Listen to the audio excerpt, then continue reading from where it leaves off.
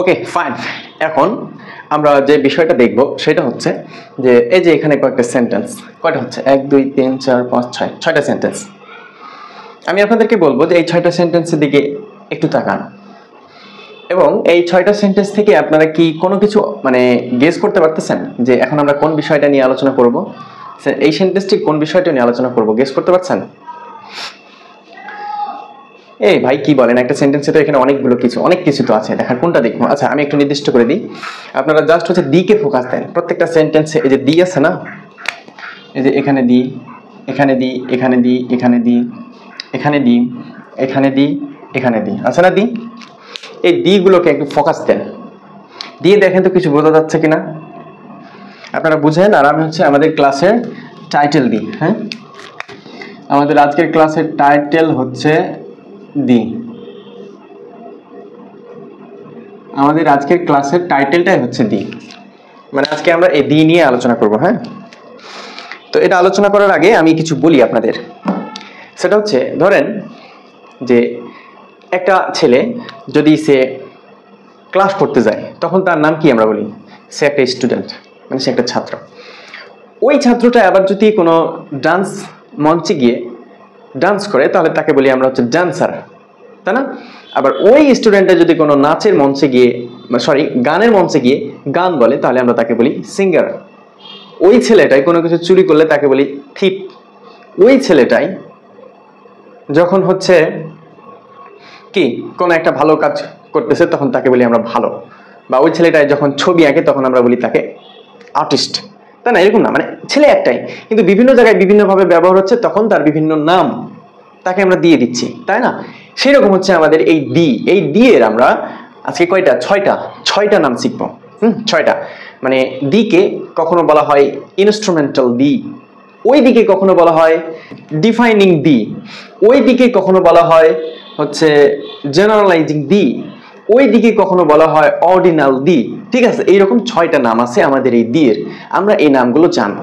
এখন প্রশ্ন হতে পারে যে ভাই আমরা এটা কেন জানবো, দিকে এত স্পেশাল ভাবে জানার কি দরকার? এর উত্তরটা হচ্ছে যে এই যে ধরেন এই সেন্টেন্সটা দিয়ে দিল যে হি কট মি বাই দ্য আর্ম দিল, এবার দিয়ে নিচে আন্ডারলাইন দিয়ে বলতেছে এই দিকে কি বলা হয়।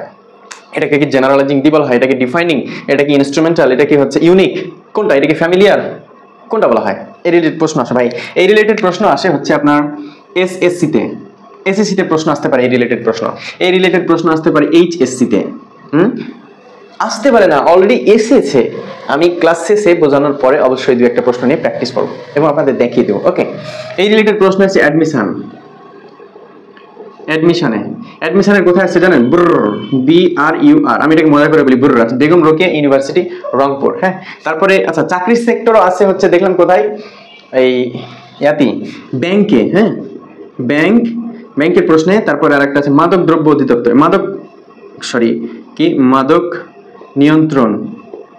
মাদক নিয়ন্ত্রণ অধিদপ্তরে।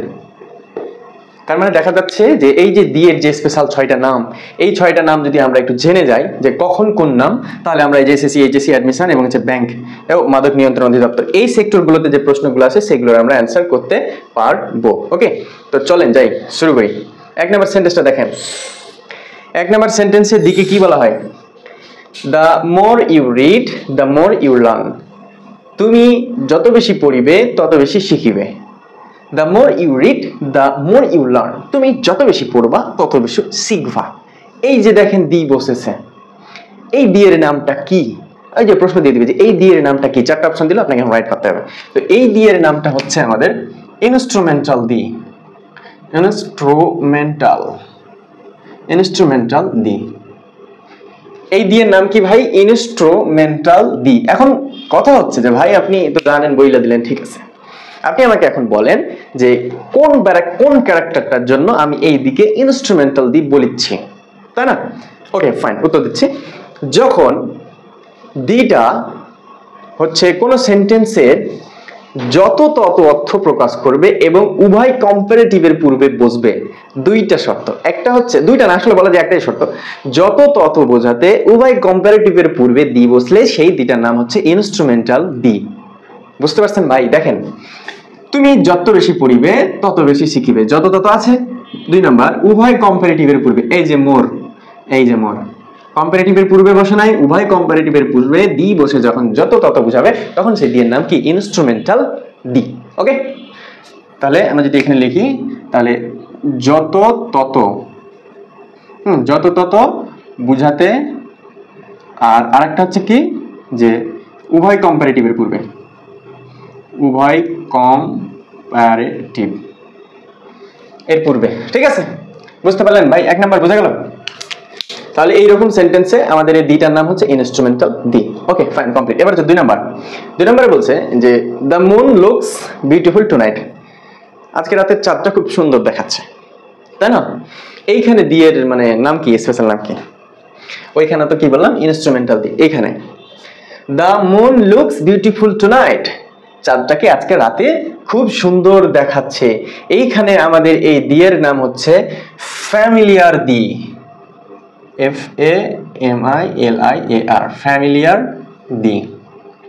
আবার আগের মতো ভাই আপনি না হয় জানেন যে কি কারণে ফ্যামিলিয়ার দি বলা, কিন্তু আমরা তো জানি না। বলেন যে একটা সেন্টেন্সের ভিতরে কি বৈশিষ্ট্য বা কি গুণ থাকলে আমরা সেইটাকে, আগেরটা কি বলছি, ইনস্ট্রুমেন্ট না বলে সেটাকে ফ্যামিলিয়ার বলবো।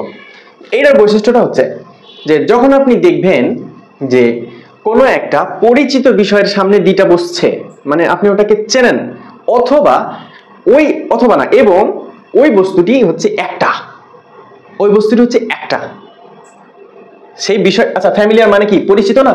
তাহলে বিষয়টা হতে হবে পরিচিত, মানে আপনি জানেন।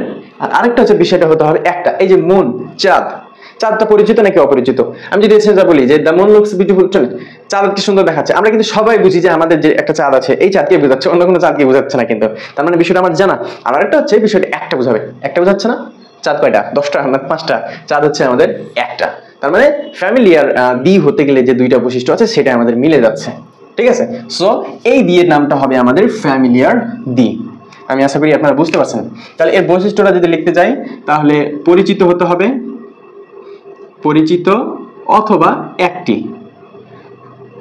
এখানে একটা কনফিউশন কাজ করে, হ্যাঁ, কনফিউশনটা আমি একটু ক্লিয়ার করে দিই। এনবি কনফিউশনটা হচ্ছে যে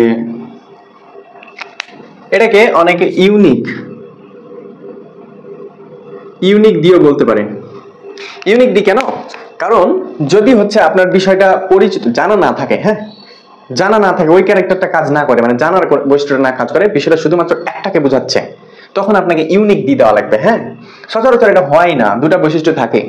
কিন্তু যদি হচ্ছে এখানে এই সেন্টেন্সটা দেওয়া থাকে the moon looks beautiful tonight, কিন্তু ফ্যামিলিয়ার দি এই কথাটা অপশনে নাই, আছে ইউনিক দি, আপনারা অবশ্যই টিক দিবেন ইউনিক দিতে। ঠিক আছে, কারণ ফ্যামিলিয়ার দিকে আমরা ইউনিক দি বলতে পারি। ঠিক আছে, আমি আশা করি আপনারা এই 2টা সেন্টেন্সের দিয়ে কাহিনী বুঝতে পারছেন। ঠিক আছে, তাহলে 1 নম্বরে ইনস্ট্রুমেন্টাল, 2 নম্বরে হচ্ছে ফ্যামিলিয়ার বা ইউনিক।